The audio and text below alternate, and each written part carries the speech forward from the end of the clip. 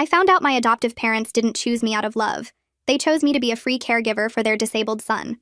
Today, I am finally leaving them. I found the folder by accident while looking for my birth certificate to renew my passport. My adoptive parents kept all important documents in their home office filing cabinet and told me I could grab what I needed. The folder was labeled Adoption Planning 2006 to 2008, which didn't make sense because they adopted me in 2009 when I was 3. Inside were emails printed between my adoptive mother Linda and someone named Dorothy from the adoption agency. The first email made me sit down hard in the desk chair. "We need a girl between 3 to 5 years old," Linda had written. "Old enough to follow instructions, but young enough to adapt to our family structure. She needs to be healthy and intelligent since she'll have significant responsibilities as she grows." Dorothy had responded, asking about their biological children. "Our son Nathan is 6 and requires round-the-clock care," Linda wrote back. "We need someone who can grow into a helper role. Someone grateful for the opportunity who won't complain about the dedication required." I kept reading. My hands were numb. "The ideal candidate would be from difficult circumstances," another email said. "Someone who will appreciate any family situation and understand that sacrifice is part of love." There were psychological profiles, income statements, and then a photo of me at the orphanage with a note. "This one shows signs of being naturally nurturing. Already helps with younger children. Perfect temperament for your needs." I heard footsteps and shoved the folder back. Linda walked in. "Found your birth certificate?" she asked brightly. "Yeah," I lied. That night at dinner, I watched them differently. How Linda cut Nathan's food while I cleaned up his spills. How my adoptive father Robert read his newspaper while I helped Nathan with his physical therapy exercises. I'd been doing these things since I was 7. "I'm thinking about college," I said suddenly. They both looked up. "The guidance counselor says I could get scholarships. Maybe even go out of state." Linda's fork stopped moving.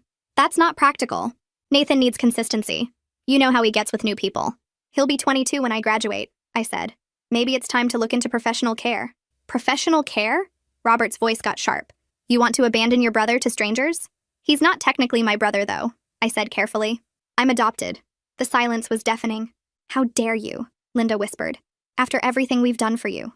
"What exactly have you done for me?" I asked. "Besides, give me a home where I work as an unpaid caregiver?" "We gave you a family," Robert said. "We chose you." "You chose me to be Nathan's keeper," I said. I found the folder. The emails with Dorothy about needing a grateful orphan who wouldn't complain about sacrifice. Linda's face went white. "You went through private documents?" "They're about me," I said. "Emails discussing me like I was ordering a service dog for Nathan." "Did you ever actually want a daughter or just free healthcare?" "Nathan is your brother," Linda said fiercely. "We are your parents. Biology doesn't matter." "It mattered enough that you kept him but shopped for me," I shot back. "It mattered enough that he gets therapy and specialists, while I get told to be grateful. When was the last time you came to any of my school events?" "Someone has to stay with Nathan," she said automatically. "Right," I said. "And that someone is always me. Since I was 7 years old." Robert stood up. "You're being selfish. We saved you from that orphanage. You could have aged out of foster care, but instead, you got a loving home. A loving home where I missed every field trip to watch Nathan. I couldn't join clubs because he needed me after school, where you told my teachers I was naturally mature when really you just needed me to grow up fast to help with his care." "We never forced you," Linda said desperately. "You never had to," I said. "You just reminded me constantly how lucky I was. How family takes care of family. How grateful I should be for this opportunity. While you used the money you saved on caregivers for vacations, I couldn't go on because someone had to watch Nathan." Nathan made a sound from his wheelchair. Usually, I'd jump up immediately. This time, I stayed seated. "Get up," Linda hissed. "Your brother needs you." "No," I said. I stood but walked toward the stairs instead. "Where are you going?" Robert asked. I smiled, and my answer made them both lose their mind. "I'm moving out and going to college." Linda's chair scraped back so hard it tipped over. She jumped up screaming that I was the most ungrateful, selfish person she'd ever known. Robert slammed his newspaper down and started yelling about how I was abandoning Nathan when he needed me most. I turned and walked toward the stairs. Linda followed me, shouting about everything they'd sacrificed for me. I reached my room and stepped inside. She tried to push through, but I shoved the door closed and flipped the lock. Her fist hit the wood immediately. I leaned against it and pulled out my phone. My hands shook so bad I could barely unlock the screen. I found Aurora's number in my contacts and pressed call even though it was 8 at night. She answered on the 3rd ring. I started crying the second I heard her voice. The whole story came out in broken pieces between sobs. The folder, the emails, Dorothy, being chosen as free help for Nathan. Aurora listened without interrupting. When I finally stopped talking, she told me to breathe and come to her office first thing tomorrow morning. She said we'd figure this out together. I thanked her and hung up. Linda was still pounding on my door. She demanded I come out right now and apologize for being so dramatic. I ignored her and opened my closet. I didn't own a real suitcase because I'd never gone anywhere that required one. I grabbed garbage bags from under my bathroom sink and started stuffing clothes inside. Shirts, jeans, underwear, my school hoodie. Linda kept pounding and yelling. Robert joined her after a few minutes. He said if I didn't come out and talk like an adult, he was cutting off my phone and taking away my car. I walked to the door but didn't open it. I told him through the wood that the car was registered in my name because they made me pay for it with money from my part-time job at the grocery store. He could check the DMV records if he wanted. The hallway went completely silent. I heard their footsteps retreat down the stairs. I went back to packing. 2 garbage bags full of everything I owned. I sat on my bed and pulled up my texts. I found Lexi's name and typed out what was happening. My adoptive parents only wanted me as free help for their disabled son. I found proof. They're losing it. Can I crash at your place tonight? She responded in under a minute. Oh my God, yes. Come now. My mom is already making up the guest room. I told her I'd be there soon and put my phone in my pocket. I checked the time. 9:30. I needed to wait until they were asleep. I turned off my light and lay on my bed fully dressed. I heard them talking downstairs. Linda's voice got high and panicked. Robert's stayed low and angry. Nathan made sounds from his room next to mine. I stared at my ceiling and counted the glow in the dark stars I'd stuck up there when I was 10. At 11:45, I stood up. The house was quiet. I eased my window open as slow as possible. The screen popped out easy because I'd done this before to sneak out with friends. I dropped my bags to the grass below. They landed with soft thuds. I climbed out feet first and hung from the sill. I let go and hit the ground. My knees bent to absorb the impact. I grabbed both bags and walked quickly down the driveway. The street was empty and dark. I kept walking. 3 blocks felt like 3 miles with garbage bags cutting into my palms. Lexi's mom's car sat at the corner with the engine running. Lexi jumped out and grabbed one of my bags. She hugged me hard. Her mom got out too and opened the trunk. We loaded everything in. Nobody said anything. I got in the back seat and Lexi sat next to me. Her mom drove us to their house across town. I looked back once, but our street was already gone. Linda never even noticed I'd left. I slept on Lexi's guest room bed and woke up to sun coming through unfamiliar curtains. Lexi knocked and came in with toast and orange juice. She said her mom already called her work and took the day off to help me. We ate breakfast and then Lexi's mom drove me to the school. Aurora was waiting in her office with the door open. She hugged me and sat me down. She explained she'd already made some calls that morning. She had a friend named Mia Bergman who was a college counselor that worked with students from bad home situations. Mia had agreed to squeeze me in for an emergency appointment that afternoon at 3. Aurora wrote down the address and handed it to me. She told me this was going to work out. I wanted to believe her. Lexi and I spent the morning in the library doing homework we couldn't focus on. At 2:30, Lexi's mom picked us up and drove me to Mia's office downtown. The building was old brick with a small sign by the door. Mia met us in the lobby. She had gray hair pulled back and kind eyes behind wire glasses. We went to her office on the 2nd floor. She had me sit in a comfortable chair across from her desk. She asked me to tell her my situation. I explained everything again. The adoption, the emails, Nathan, being raised as free help, missing out on normal kid stuff. She listened and took notes. When I finished, she asked about my grades and test scores. I told her I had a 3.8 GPA and scored in the 90th percentile on my SATs. She looked at me seriously and said I was exactly the kind of student colleges wanted. She explained I could file as an independent student because of my circumstances. That meant Linda and Robert's income wouldn't count against my financial aid. She said I qualified for significant aid and could apply for emergency housing grants. She pulled up a list of schools with rolling admissions that could still accept me for spring semester. She printed it out and handed it to me. 5 schools, all with good programs. She said we'd start applications this week. I felt something I hadn't felt in years. Hope. The next day, Lexi's mom offered to take me back to the house to get my important documents. We waited until Linda and Robert left for Nathan's physical therapy appointment at 2. We pulled into the driveway at 2:15. I used my key to open the front door. The house felt different now. Smaller. Less like home and more like a place I used to live. We went straight to the office. I opened the filing cabinet and found the folder with my birth certificate. I grabbed my social security card from the next folder. My school records were in a binder on the bottom shelf. I took the whole thing. Lexi's mom stood by the door keeping watch. I heard a car in the driveway. My stomach dropped. The front door opened. Linda's voice called out asking who was here. She appeared in the office doorway. Her face went red when she saw me. She started screaming about how I was trespassing and stealing. She lunged forward and tried to grab my documents. Lexi's mom stepped between us and firmly told Linda to back away. Linda kept reaching around her. Lexi's mom pushed her back gently but firmly. She told Linda these were my personal documents and I had every right to them. Linda screamed that I was still a minor living in her house. Lexi's mom said that wasn't how the law worked. She pulled out her phone and said she'd call the police if Linda didn't calm down. Robert appeared behind Linda. He saw what was happening and pulled out his own phone. He said he was calling the cops on us for breaking and entering. Lexi's mom stayed calm and told Robert to go ahead and call them. We waited in the office with my documents clutched in my hands while Robert paced in the hallway and Linda kept crying about how ungrateful I was. The police showed up 15 minutes later, and Robert immediately started talking about trespassing and theft. One officer listened to him while the other asked me what was going on. I explained I was getting my personal documents and showed him my birth certificate and social security card. The officer looked at Robert and asked if these were my legal documents. Robert said yes, but I was still a minor in his house. The officer said that didn't matter because personal identity documents belong to the individual regardless of age. He asked if I had permission to be in the house. Lexi's mom said I'd used my own key, and my parents had previously told me I could access the filing cabinet for these exact documents.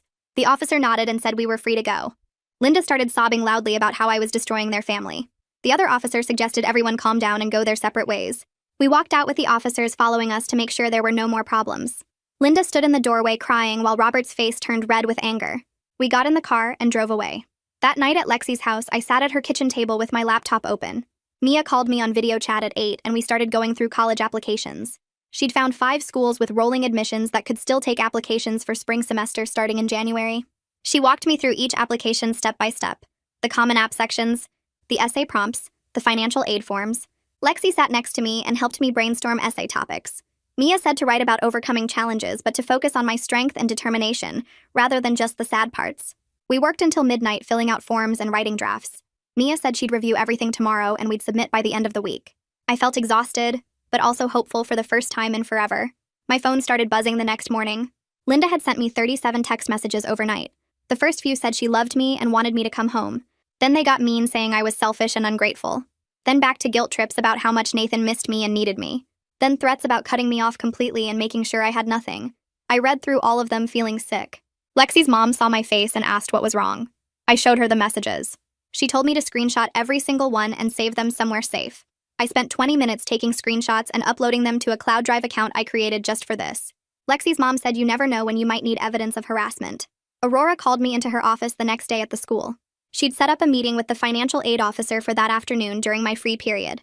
The financial aid officer was a woman named Mrs. Jackson, who worked in the counseling center. Aurora explained my situation while I sat there feeling embarrassed. Mrs. Jackson listened carefully and took notes. She said I could file as an independent student because of my circumstances. That meant Linda and Robert's income wouldn't count against my financial aid eligibility. She said this would make a huge difference in how much aid I could get. She gave me forms to fill out and said she'd help me through the whole process. She also mentioned emergency housing grants for students in crisis situations. I left her office feeling like maybe this could actually work. 3 days later, I was doing homework in Lexi's room when her mom called up the stairs saying someone was here to see me. My stomach dropped thinking it was Linda or Robert. I went downstairs and found a man I'd only met a few times standing in the living room. Hank Stevenson was Linda's older brother. He said he'd heard what happened and wanted to talk. I didn't trust him, but Lexi's mom said we could meet somewhere public if I wanted. I agreed to meet him at the coffee shop downtown in an hour. Lexi came with me for safety. We sat at a corner table and Hank bought us both drinks. He looked uncomfortable and sad. Hank said Linda had called him crying about me leaving and he'd demanded to know the whole story. She'd tried to make it sound like I was being dramatic, but he'd pushed until she admitted about the adoption emails. He said he'd always thought something felt off about my adoption, but he'd never questioned it directly. Now he felt sick knowing the truth. He said what Linda and Robert did was disgusting and wrong. He told me I deserved a real family that actually loved me, not people who used me as free help. He asked if there was anything he could do to help. I mentioned the college applications, and he immediately offered to pay all the application fees. He wrote me a check for $500 right there and said to use whatever I needed. He also gave me his phone number and said to call him anytime. He said just because Linda was his sister didn't mean he supported what she'd done. 2 weeks later, I was sitting in Aurora's office when she handed me an envelope. My hands shook as I opened it. The letter started with congratulations. I'd been accepted to my first choice school. Full scholarship covering tuition. Housing grant approved. Meal plan included. Spring semester start date in January. I read it 3 times to make sure it was real. Then I started crying. Aurora hugged me and said she knew I could do it. She said this was just the beginning of my real life. I called Mia and told her the news. She screamed with excitement and said 3 more schools would probably accept me too, but this one was perfect. I sat in Aurora's office for an hour just holding that letter and feeling like I could finally breathe.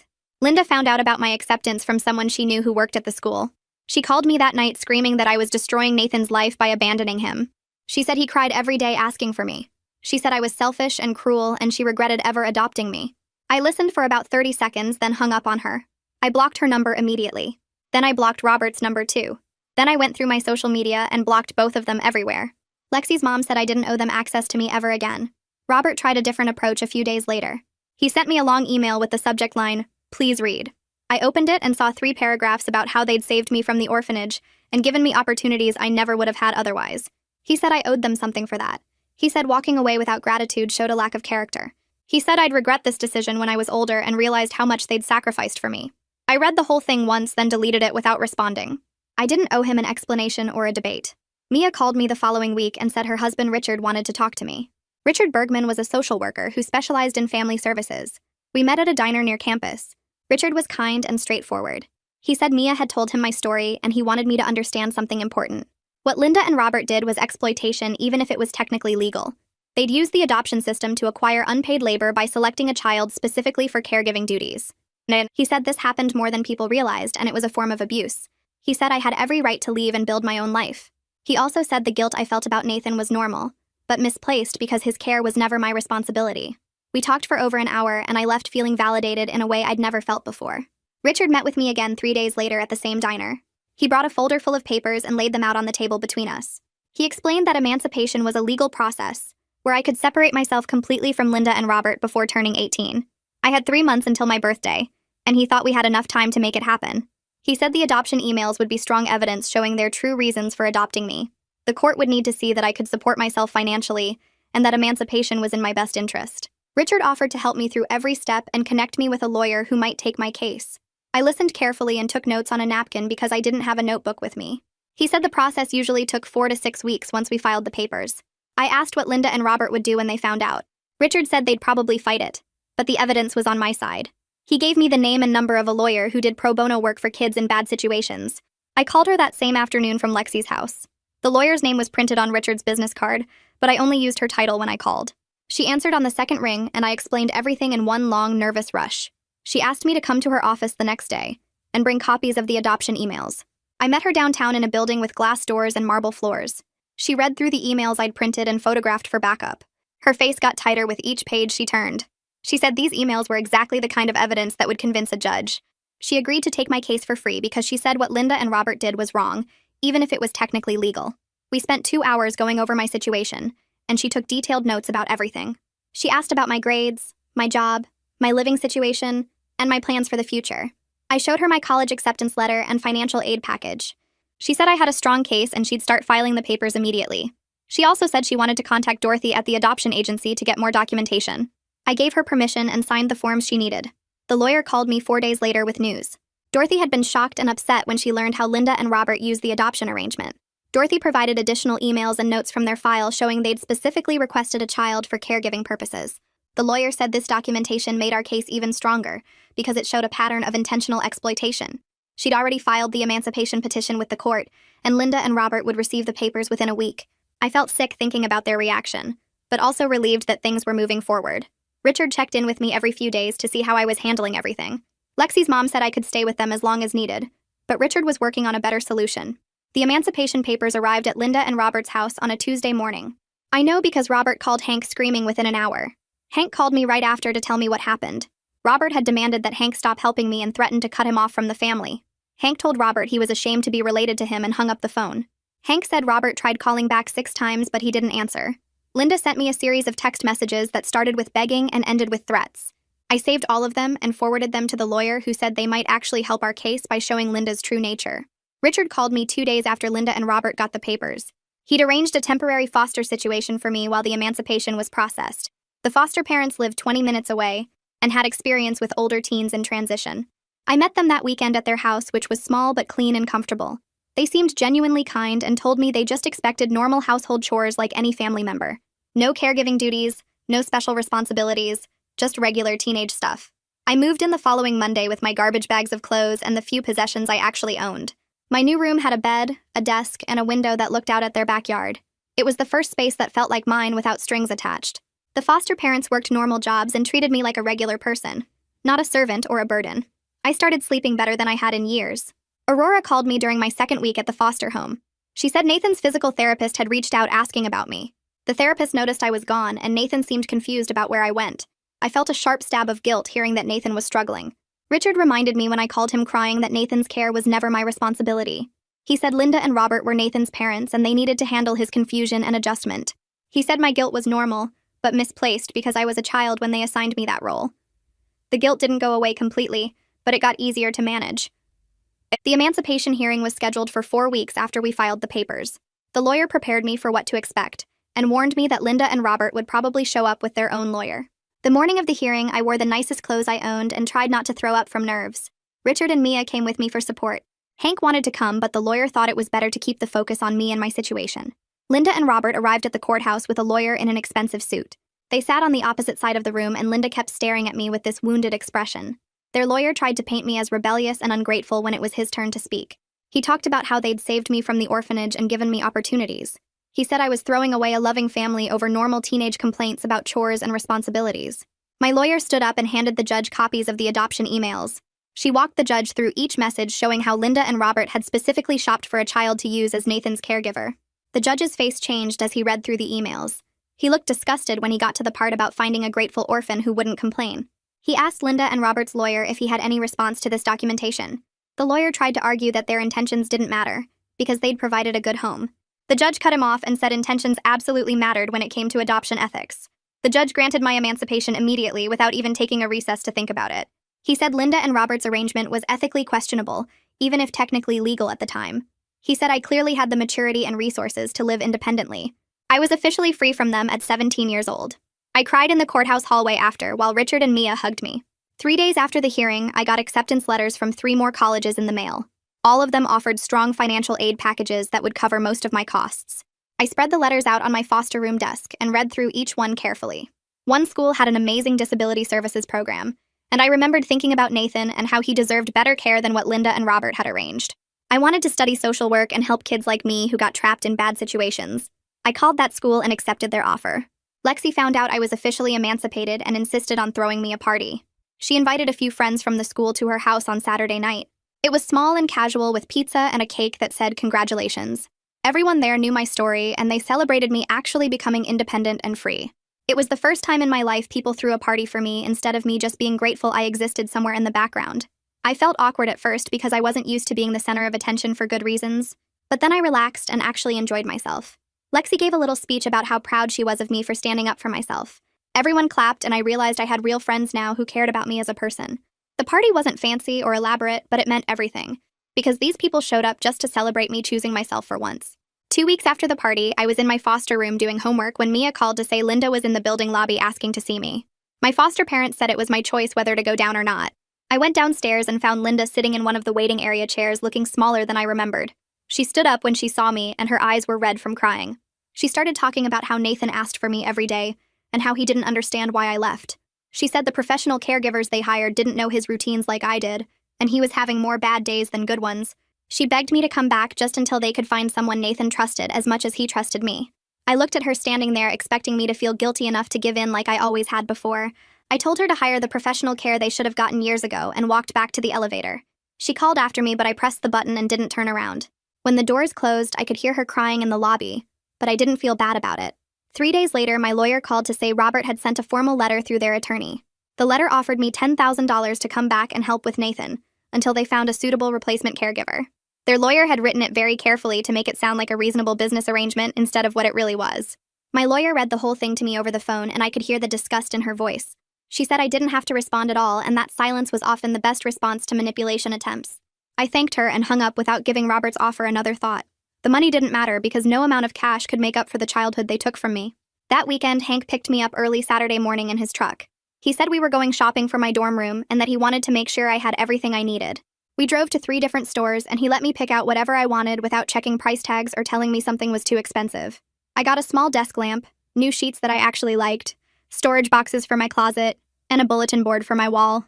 At the last store, I saw a small coffee maker and hesitated because it seemed too expensive, but Hank grabbed it and put it in the cart. He said every college student needed their own coffee maker for late-night study sessions. On the drive back, he apologized for not noticing what was happening sooner. He said he knew Linda could be controlling, but he never realized she had planned my entire adoption around Nathan's care needs. I told him it wasn't his fault, and that I was just glad he believed me and helped me get out. The following Tuesday, I had my first appointment with a therapist who worked specifically with adopted kids who had trauma. Richard had recommended her and helped me set up the appointment through my insurance. Her office was small and comfortable with soft chairs and plants everywhere. She asked me to tell her my story from the beginning, so I explained about finding the emails and realizing why Linda and Robert really adopted me. She listened without interrupting and took notes on a yellow legal pad. When I finished, she said something that made me feel better than anything else anyone had said. She told me that feeling guilty about leaving Nathan didn't mean I made the wrong choice. She explained that guilt was a normal response when you care about someone, but that my guilt was used to manipulate me into staying in a harmful situation. She said learning to separate real guilt from manipulated guilt would be an important part of my healing process. 2 weeks after that, Aurora called me into her office with a huge smile on her face. She said she had nominated me for a scholarship specifically for students overcoming adversity, and that I needed to write an essay about my experience. The scholarship was worth $5,000 and could be used for books and school expenses. I spent 3 days working on that essay and writing about everything that happened. I described finding the adoption emails and realizing I was chosen to be Nathan's caregiver, instead of being chosen as a daughter. I wrote about missing field trips and school events, and growing up too fast because they needed me to help with Nathan's care. I explained how I finally stood up for myself and chose to build my own life. 3 weeks later, Aurora called me back to her office and told me I won. She handed me the acceptance letter, and I actually cried right there in her office because it felt like proof that my story mattered and that people understood why I had to leave. A few days after winning the scholarship, I got an email from Dorothy at the adoption agency. She said she heard about my situation from the lawyer during the emancipation process and wanted to reach out personally. Her email was long, and she apologized multiple times for not recognizing the warning signs in Linda and Robert's initial requests. She explained that at the time she thought they were just being practical about their family situation.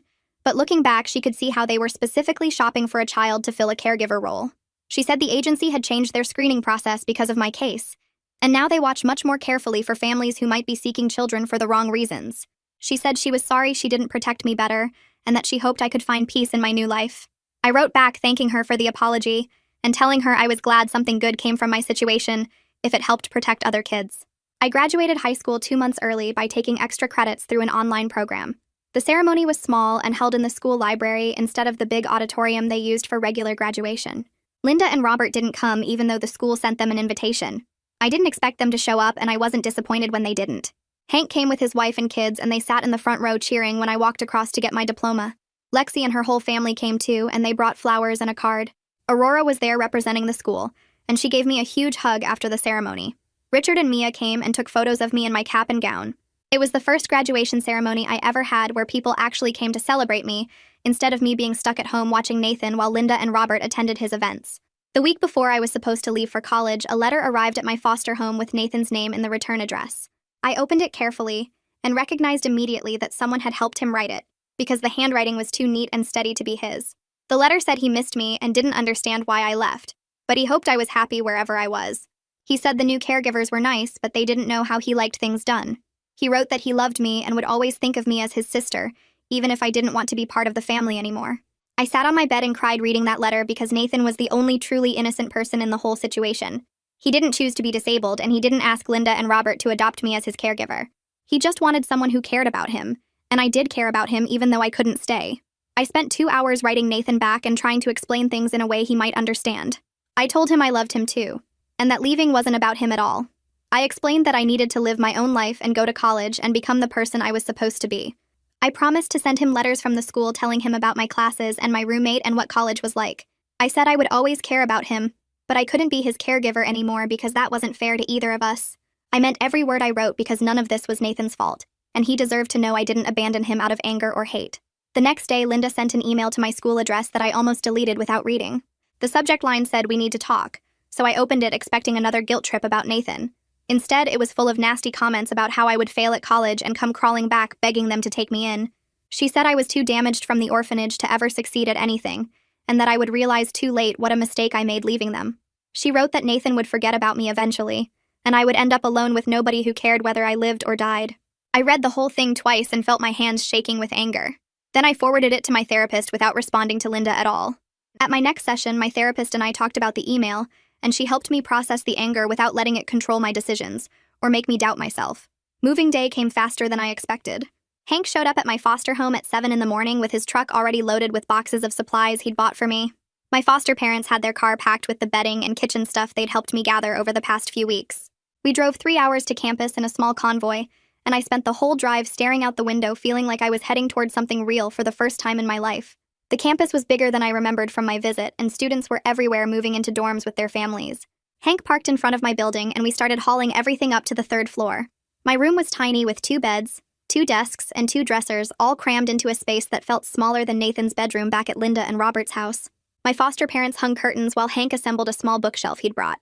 They worked together, making the space feel like it belonged to me, and nobody asked me to be grateful or reminded me how lucky I was. When we finished setting everything up, Hank handed me an envelope with $500 in cash for emergencies, and my foster mom hugged me so tight I thought she might not let go. They left around dinner time, and I sat alone in my new room feeling strange and free and a little bit scared about what came next. My roommate showed up 2 hours later dragging a huge suitcase and 3 boxes stacked on a dolly. Her name was Tabitha Roach, and she had bright red hair pulled back in a messy bun and freckles across her nose.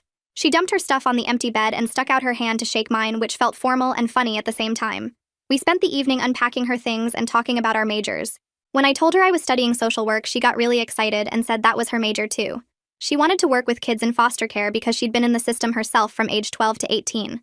I told her my whole story about the adoption and the emails and leaving Linda and Robert. Tabitha listened without interrupting, and when I finished, she said she understood completely, because her foster parents had used her for the monthly checks and never actually cared about her as a person. We stayed up until 2 in the morning talking about our plans to help vulnerable kids and make sure what happened to us didn't happen to other children. By the time we finally went to sleep, I realized I'd made my first real friend who knew everything about my past and didn't judge me for any of it. The next morning, I met with my academic advisor in her office on the 2nd floor of the Student Services building.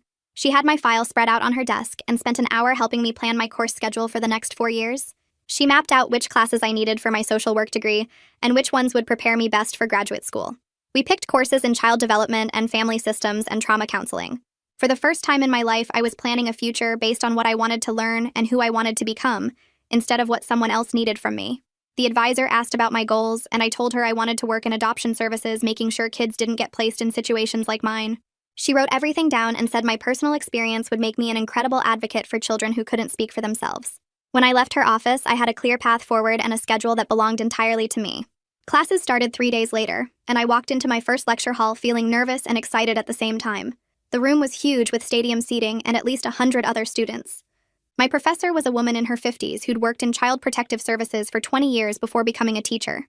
She talked about the class with so much passion that I found myself taking notes as fast as I could write. My other professors were just as encouraging, and by the end of the first week, I realized something important. I was actually smart when I wasn't exhausted from taking care of Nathan all the time.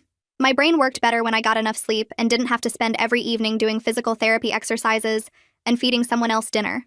I participated in class discussions and asked questions and felt my confidence growing with each day that passed. The campus had an organization for students from difficult family backgrounds that met every Thursday night in the student union. I found out about it from a flyer on the bulletin board outside my dorm and decided to go to the first meeting even though I felt weird about sharing my story with strangers. There were about 15 students sitting in a circle when I arrived, and they all introduced themselves by first name only. Some had been in foster care, and some had abusive parents, and some had been homeless before getting into college. When it was my turn, I told them about being adopted as free labor for Nathan and how I'd found the emails and left. Nobody looked shocked or disgusted. Instead, they nodded like they understood completely because they'd all been through their own versions of family problems. Sharing my story with people who got it made me feel less alone and more sure that I'd made the right choice leaving Linda and Robert. We met every week after that, and slowly I started to feel like I belonged somewhere for real. Midterms came in October, and I studied harder than I'd ever studied for anything in my life. I spent hours in the library reviewing notes and reading textbooks and meeting with study groups. When I got my grades back, I had straight A's across all 5 of my classes. I sat in my dorm room staring at the grade reports on my laptop screen and started crying. Tabitha asked what was wrong, and I told her these were the first grades anyone had ever cared about besides me. Linda and Robert never came to parent-teacher conferences or asked about my homework or celebrated when I did well. They only cared that I was available to watch Nathan and help with his care. I called Hank and told him about my grades through happy tears, and he said he was proud of me, and he'd known all along I was smart enough to succeed at anything I wanted. He sent me flowers the next day with a card that said, "Keep going," and I put them on my desk where I could see them while I studied. Linda tried to contact me in early November through my college email address. The message was long and full of guilt trips about how Nathan missed me, and how I was being selfish by not at least visiting. She said I owed them something after all they'd done for me, and that running away to college didn't erase my responsibilities to family. I read the email twice, feeling my hands shake with anger. Then I walked straight to campus security and showed them the message along with the previous nasty email she'd sent. The security officer took my information seriously and helped me file for a formal no-contact order through the university. He explained that the order would prevent Linda from contacting me through any college systems and that violations would result in legal consequences. I signed all the paperwork and felt a weight lift off my shoulders. I was done letting Linda manipulate me with guilt and obligation. The next day, I got confirmation that the no-contact order was in place, and I blocked Linda's personal email address too. Thanksgiving approached, and I wasn't sure what I was going to do for the break since most students went home to their families. Hank called and invited me to spend the holiday with his wife and kids at their house 2 hours from campus. He picked me up the Wednesday before Thanksgiving and drove me to his place, which was a big house in the suburbs with a huge yard. His wife welcomed me at the door with a hug, and his 3 kids were excited to meet me. They'd set up a guest room just for me with fresh sheets and towels and a basket of snacks on the dresser. On Thanksgiving Day, I helped in the kitchen, but nobody expected me to do everything or treated me like hired help. Hank's wife asked if I wanted to help, or if I'd rather relax and watch the parade on TV. During dinner, I sat at the table as a guest, and people asked me about college and my classes and my plans for the future.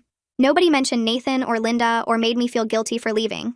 It was my first holiday where I wasn't a servant, and I realized this was what family was supposed to feel like. I got a work-study position in the campus disability services office when I came back from Thanksgiving break. The job involved helping students with disabilities get accommodations for their classes and access to campus resources. I worked with students who had physical disabilities and learning disabilities and mental health conditions. At first, I worried that working around disability would remind me too much of Nathan and make me angry. Instead, it helped me separate Nathan from my feelings about Linda and Robert. These students were getting the support they needed and deserved, and nobody was using them or expecting family members to sacrifice everything for their care. I realized Nathan wasn't the problem and never had been.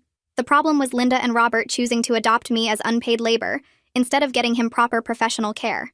Working in the disability services office made me want to help people with disabilities even more because everyone deserved support and nobody deserved to be used. Dorothy from the adoption agency contacted me in December through an email to my personal address that I'd given her permission to use. She said the agency wanted to feature my story anonymously in their training materials to help prevent similar situations from happening to other kids. They were revising their screening procedures and wanted to use real examples of what could go wrong when adoptive parents had ulterior motives. I agreed immediately because if my story could help even one kid avoid what happened to me, then sharing it was worth any discomfort. Dorothy sent me the draft of the training module, and I read through it carefully, making sure all the details were accurate. Seeing my experience laid out as a cautionary tale felt strange but also important. The agency was taking responsibility for missing the warning signs in Linda and Robert's application and using my case to train their workers better. I signed the release forms and sent them back knowing that something good might come from all those years of being Nathan's keeper. Christmas break came and I bought a card for Nathan at the campus bookstore. I picked one with a simple winter scene and wrote a short message inside telling him I was doing well at the school and hoped he was happy. I included a photo Tabitha took of me standing in front of the main campus building with snow falling behind me. I addressed the envelope to Nathan at the house and mailed it from the post office near my dorm. 2 weeks later, Hank called and told me Nathan got the card and kept looking at the photo over and over. Hank said Nathan put it on the small table next to his bed where he could see it every morning. I felt good knowing Nathan and I could have some kind of connection that didn't involve me taking care of him or giving up my life. This was a relationship I could choose on my own terms. Spring semester started in January, and I met with my advisor during the first week of classes. I told her I wanted to declare my major officially as social work with a special focus on adoption rules and how to protect kids. She looked over my first semester grades and the essay I wrote about my experience for the scholarship. She said my personal story would make me a really good person to help other kids going through hard situations with adoption. I signed the papers right there in her office and walked out feeling like I'd made the first big decision about my future that was completely mine. Nobody told me what to study or pushed me towards something that would help them. I chose social work because I wanted to stop what happened to me from happening to other kids. My psychology class that semester had a guy named Beckett Salter who sat 2 rows behind me. He started talking to me after class one day about the assignment, and we ended up getting coffee at the student center. We kept meeting up to study together, and after a few weeks he asked if I wanted to go see a movie off campus. I said yes, even though I felt nervous because I'd never really dated anyone before. Linda and Robert never let me go out with friends in high school because I always had to be home for Nathan. Beckett was easy to talk to, and he asked me questions about my classes and my interests like he actually cared about the answers. He didn't expect me to do anything for him or take care of him. When I told him about my situation with Linda and Robert, he listened without judging and said I was brave for leaving. Dating him felt different from anything I'd experienced before because he valued me for who I was as a person. Hank called me in February with news about Nathan's care situation. He said Linda and Robert spent months trying to get family members to help watch Nathan for free, but everyone kept saying no. Finally, they had to hire professional people to come to the house and help Nathan with his daily needs and therapy. Hank said Linda called him crying about how much the caregivers cost and how they never realized it would be so expensive. I felt bad for Nathan because he deserved good care, but I didn't feel sorry for Linda and Robert at all. They could have hired professionals years ago instead of using me as free labor. They chose to save money by making me sacrifice my childhood, and now they were dealing with the real cost of their decision. In March, I found an opening for a summer job with a group that helps adopted kids and makes sure they have rights and protection. I spent a whole weekend writing an essay about why I wanted the position and included details about my own adoption and what I learned from it. I sent in my application on a Monday and got an email back on Wednesday offering me the job. The person who reviewed my application said my essay was exactly what they needed, and they were excited to have someone who understood the issues from personal experience. I accepted immediately and felt proud that my story could actually help other kids instead of just being something painful that happened to me. My therapy appointments continued every other week, and in April, my therapist told me I'd made really big progress with learning to set limits and stand up for myself. She said when I first started coming to see her, I felt guilty about every choice I made and constantly worried about whether I was being selfish. Now I could make decisions based on what I wanted and needed, without that heavy guilt sitting on my chest. I realized she was right because I barely thought about Linda and Robert anymore, except when Hank called with updates. I didn't feel bad about being at college or dating Beckett or planning my future.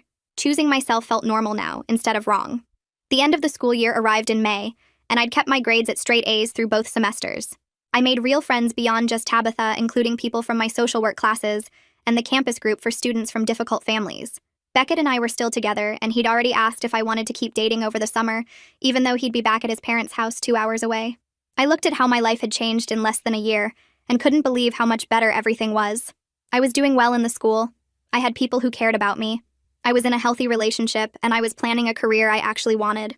None of this would have happened if I'd stayed in that house being Nathan's keeper. Hank called again in late May and told me Linda and Robert were having money problems now that they were paying for Nathan's professional care. He said they'd been using the money they saved by not hiring caregivers for other things like vacations and a new car, and now their budget was really tight. They'd asked Hank for a loan, but he refused and told them they should have planned better. I felt sympathy for Nathan because he didn't ask for any of this and deserved good care no matter what. But I felt nothing for Linda and Robert struggling with the consequences of their choices. They used me for 16 years to avoid paying for proper help, and I was completely okay with not feeling bad about their situation now. The social work department held an awards ceremony in early June right before summer break officially started. My advisor told me I'd been selected to receive the Outstanding First-Year Student Award based on my grades and my commitment to helping vulnerable kids. I wore a nice dress Hank bought me and sat in the audience with Tabitha and Beckett until they called my name. I walked up on stage and accepted the award while people clapped. The department chair asked me to say a few words, so I thanked my advisor and my therapist and Hank and everyone who helped me get to college and build a new life. I talked about wanting to help adopted kids and make sure they had protection and support. I didn't mention Linda or Robert once during my speech, and it felt powerful to accept an award for my achievements without giving them any credit for who I'd become. Summer started, and I moved my stuff into storage at Tabitha's parents' house since the dorms closed. The organization where I'd be working set me up in a small apartment with 2 other summer workers for the 3 months of the program. My first day, I met my boss, who told me my job would be researching adoption cases and helping write reports about kids' rights and safety. She said my understanding of what adopted kids go through and my passion for protecting them were exactly what vulnerable children needed in their corner.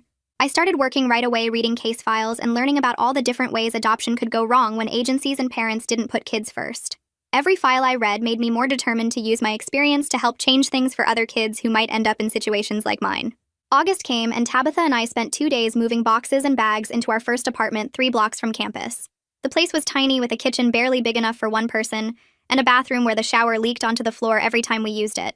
Our bedrooms were so small our beds took up most of the space, and we had to keep our clothes in plastic bins stacked in the corners. But when I closed my door and sat on my bed the first night, I looked around at the bare walls and empty desk and felt something I'd never felt before. This space was mine, and nobody could use it to control me or take it away, because I didn't do what they wanted. Tabitha knocked and came in with pizza, and we ate sitting on my floor talking about our classes for fall semester. She asked if I was nervous about sophomore year, and I told her I was excited more than anything because I got to keep building the life I wanted, instead of the one someone else planned for me. We hung posters and set up our tiny living room with a couch Hank bought us from a thrift store and a TV Tabitha's parents didn't need anymore. I put photos on my desk of me and my friends from the campus group, and one of me and Beckett from the end of spring semester. Every morning I woke up in my own room in my own apartment and felt grateful, but not the fake grateful Linda tried to make me feel. This was real gratitude for things I'd worked for and earned myself. In late September, Hank texted me asking if I wanted to see photos from Nathan's birthday party. I said yes, and he sent me a whole album showing Nathan with his caregivers cutting cake and opening presents. Nathan looked happy in the pictures, and his caregivers were smiling and patient with him in ways that looked genuine. Hank told me the professional care team was really good, and Nathan had adjusted well after the first few months. He said Nathan still kept my Christmas card on his table, and sometimes asked about me, But he seemed to understand I had my own life now. I felt glad Nathan was getting proper care from people who were trained and paid to help him. He deserved that, and it wasn't fair that Linda and Robert made him depend on me for so long when I was just a kid myself. I looked at the photos for a while and felt relieved more than anything. Nathan was okay, and I was okay, and we could both have good lives separately. Classes started getting harder as sophomore year went on, but I kept my grades up and added more responsibility at my work-study job. Beckett and I were still together, and he'd started talking about maybe moving in together junior year if we were both ready. Tabitha became my best friend, and we spent hours talking about our social work classes and the kids we wanted to help someday. I had study groups and campus activities, and a whole routine that belonged to me. Sometimes I thought about the past year and couldn't believe how different everything was. I had real friends who liked me for who I was, and not what I could do for them. I had a boyfriend who respected my time and my goals. I had professors who believed in me, and a career path I chose myself. I had an apartment and independence and a future I was actually excited about instead of dreading. None of this would have existed if I'd stayed in that house being Nathan's keeper and pretending to be grateful for a family that only wanted me for free labor. I was finally free to be whoever I wanted to be, and I was still figuring out who that person was. But I knew she was strong because she walked away from people who tried to use her.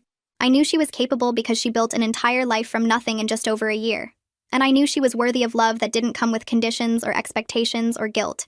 My life was truly my own now, and every single day I woke up and chose what to do with it. That was better than anything I ever imagined possible back when I was trapped in that house.